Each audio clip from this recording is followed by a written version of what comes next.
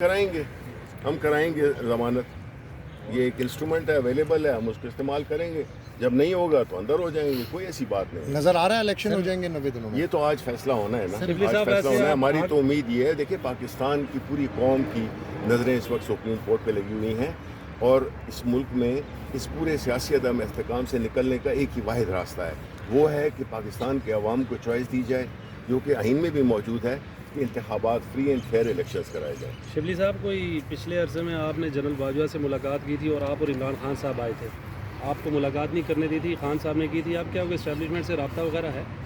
نہیں جی، دیکھیں وہ تو جنرل باجوہ کی درخواست پہ وہ ملاقات ہوئی تھی، اور اس کے علاوہ تو ہماری کوئی ملاقات نہیں۔ شبلی صاحب، کہا جا رہا ہے کہ ایاز صادق، پرویز خٹک اور چودھری نثار کے تھرو کوئی بیک ڈور، کوئی بات چیت کا دروازہ کھلا ہے، کوئی ہے ایسی بات؟ دیکھیں سیاسی اس میں قوتوں کے ساتھ تو کسی بھی لیول پہ وہ رہتا ہے، رابطہ رہتا ہے، اور رہنا بھی چاہیے، لیکن مجھے اس کا ذاتی طور پہ علم نہیں ہے، لیکن اگر ہو بھی تو میرا خیال میں کہ اس میں کوئی قباحت نہیں ہے۔ کو بلاتے رہے، رات کو حکم ہو جاتا ہے کہ صبح الیکشن ہوگا، اس کے باوجود بھی سپریم کورٹ کے واضح احکامات کے باوجود بھی اسلام آباد کا بلدیاتی الیکشن نہ ہو پایا۔ آج پھر سپریم کورٹ میں 2 صوبوں کے الیکشن کی بات چل رہی ہے۔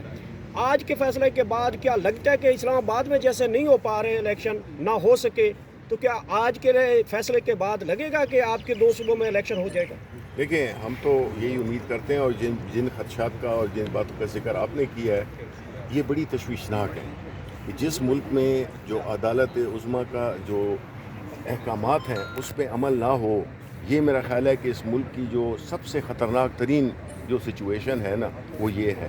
ہم یہ دیکھیں، یہ تو الیکشن سے بھاگ رہے ہیں، یہ حکومت ہی کی وجہ سے، کبھی وہ کیا کرتے ہیں، کبھی کہتے ہیں حد بندیاں کرنی ہیں، کبھی کہتے ہیں کہ ہم نے وہ کرنا ہے، مختلف ہیلے بہانے وہ تلاش کرتے رہتے ہیں، اور الیکشن سے بھاگ رہے ہیں۔ یہ تو ساری قوم کو پتہ چل گیا ہے۔